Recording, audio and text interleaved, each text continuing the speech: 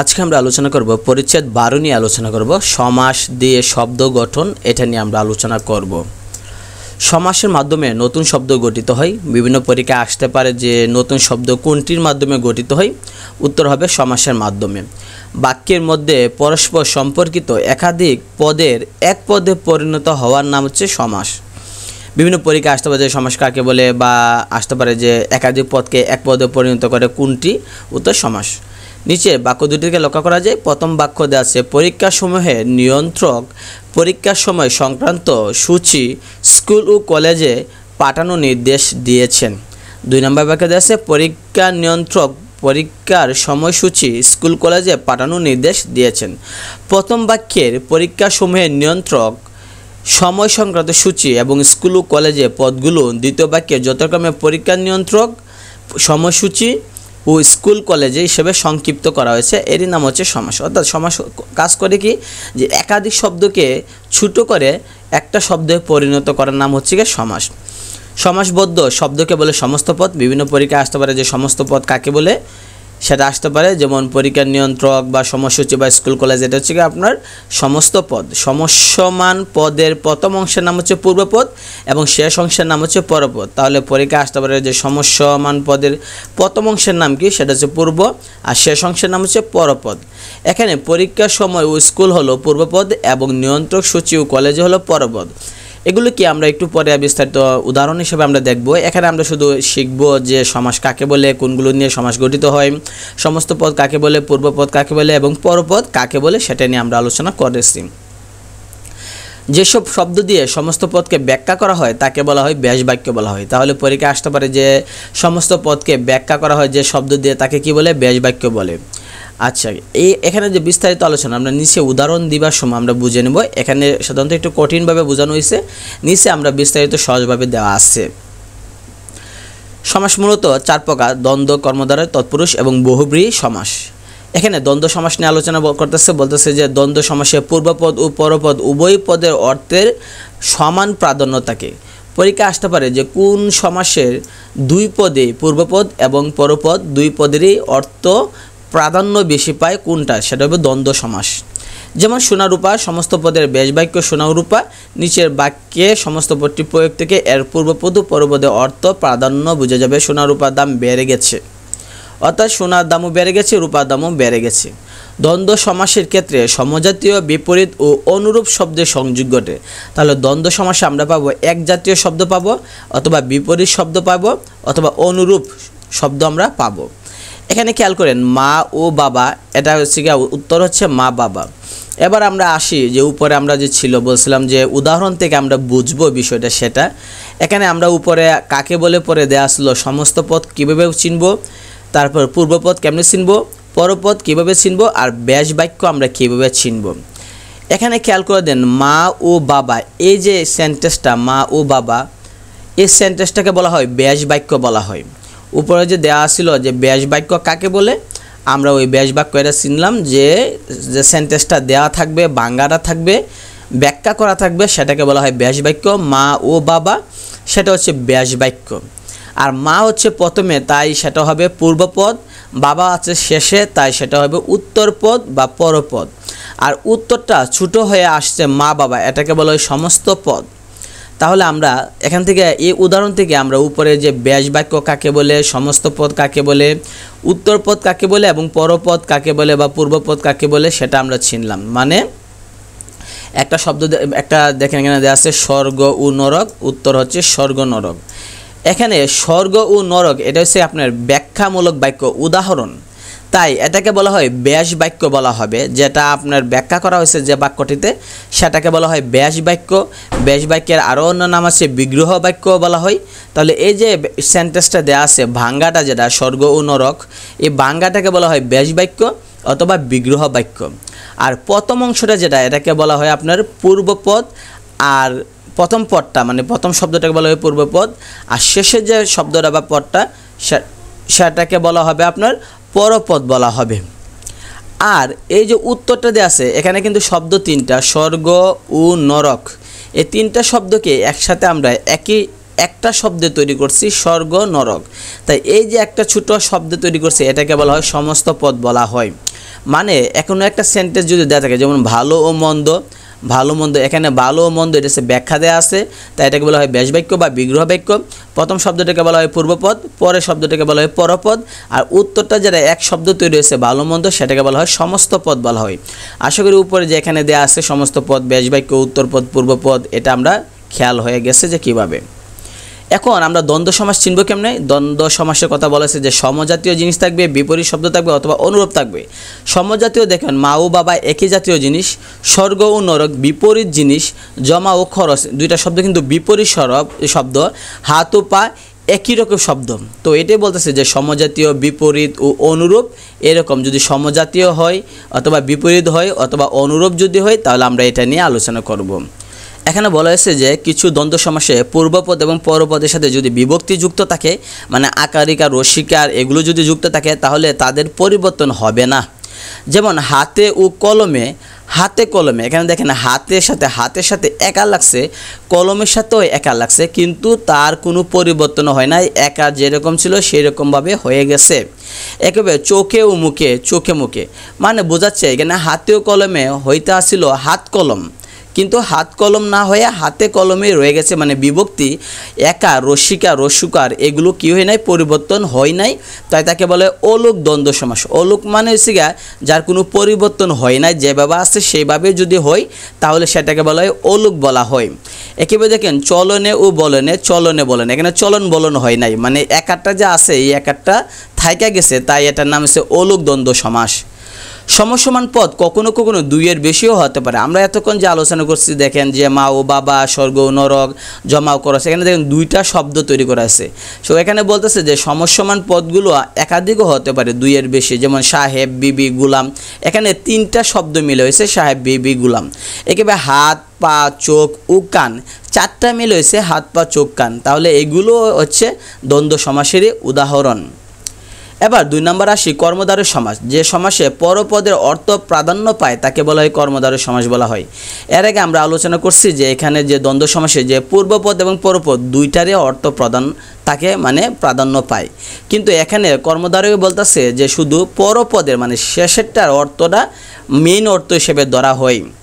যেমন গোলাপ নামের ফুল, উত্তর হচ্ছে গোলাপ ফুল, যা কাঁচা তাই মিঠা, কাঁচা মিঠা। ক নম্বর বলতেছে কিছু কর্মধারয় সমাসে সমসমান পদে যে যোজক থাকে, মানে যদি কোনো একটা সেন্টেন্সে যদি যে থাকে তাহলে ধরে নেবেন যে এটা কর্মধারয় সমাস। আমরা সহজে চিনতে পারি যে কোনটা কর্মধারয় সমাস।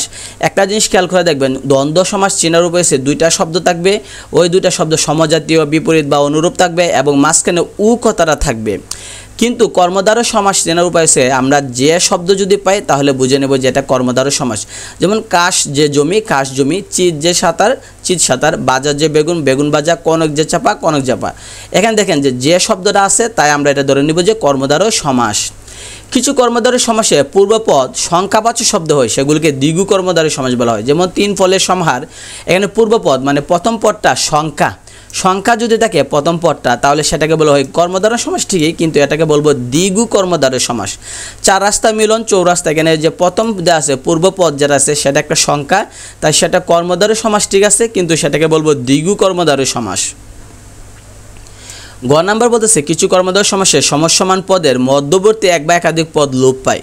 বলতেছে কিছু কর্মধারয় সমাসের মাঝখানের যে শব্দটা থাকবে সেটা লোপ পাবে। যেমন ঘি মাখানো ভাত, ঘি ভাত, এখানে মাখানো শব্দটা লোপ পাইছে।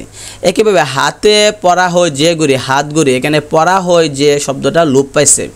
একইভাবে বিজয় নির্দেশক পতাকা, বিজয় পতাকা, এখানে নির্দেশক শব্দটা লোপ পাইছে, শুধু বিজয় পতাকা হয়েছে, অর্থাৎ মাঝখানে শব্দ একটা বা দুইটা সেটা লোপ পাবে, মানে বিলুপ্ত হবে, মানে থাকবে না। 4 নম্বর বলছে যার সঙ্গে তুলনা করা হয় তা উপমান। তাহলে যার সঙ্গে আমরা তুলনা করব সেটা হচ্ছে উপমান।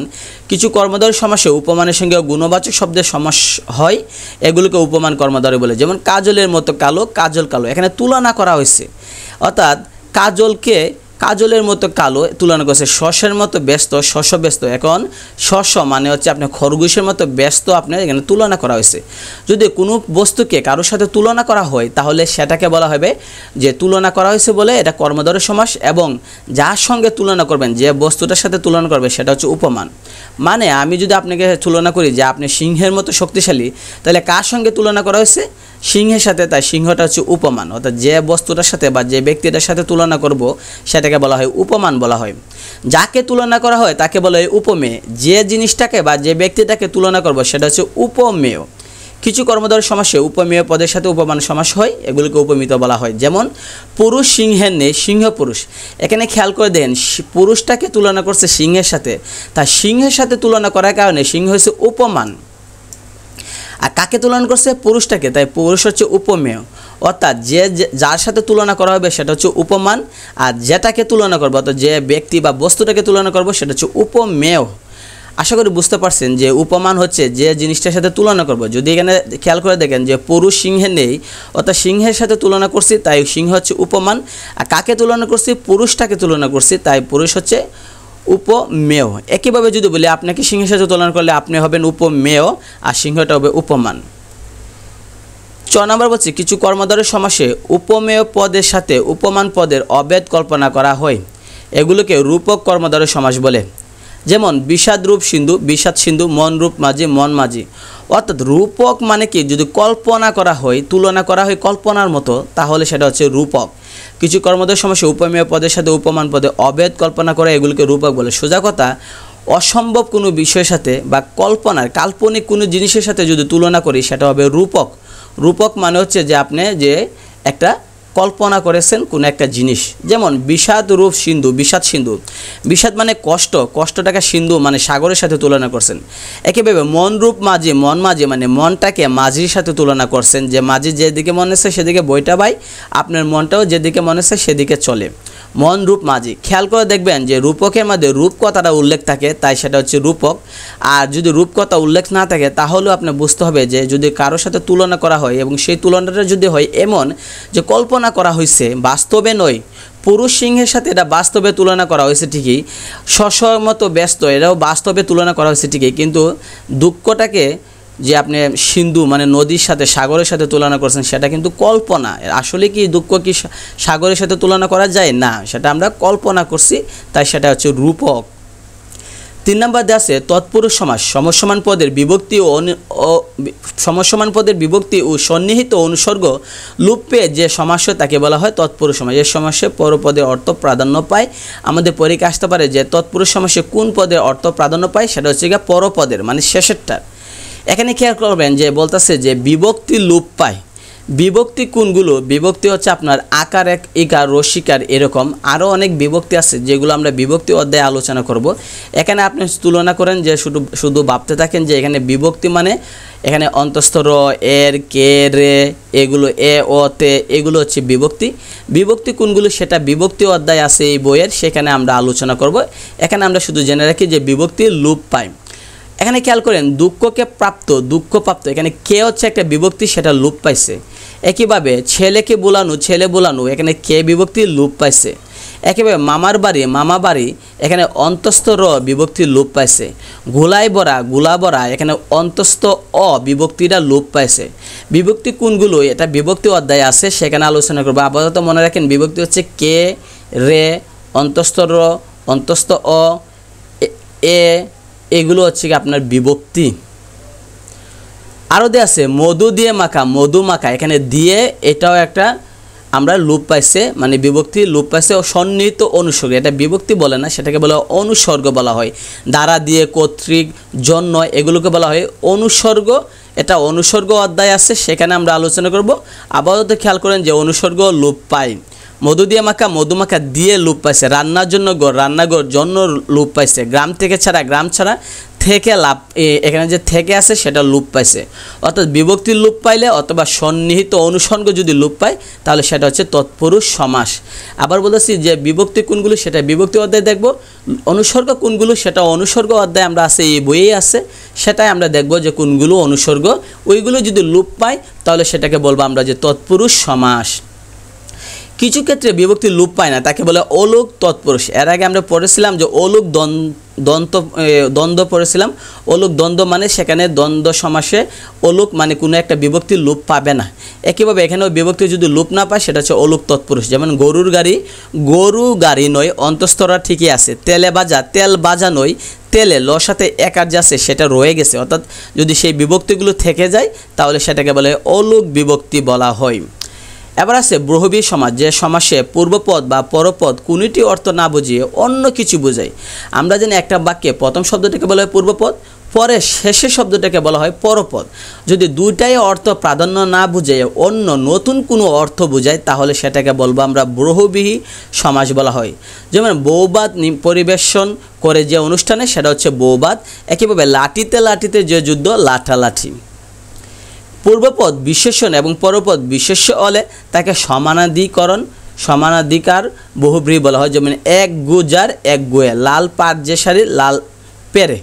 অর্থাৎ প্রথম শব্দটা যদি বিশেষণ হয় আর শেষের শব্দটা যদি বিশেষ্য হয়, মানে প্রথম পদটা যদি হয় অ্যাডজেটিভ আর শেষের পদটা যদি হয় নাউন, তাহলে সেটা হচ্ছে বহুব্রীহি সমাস।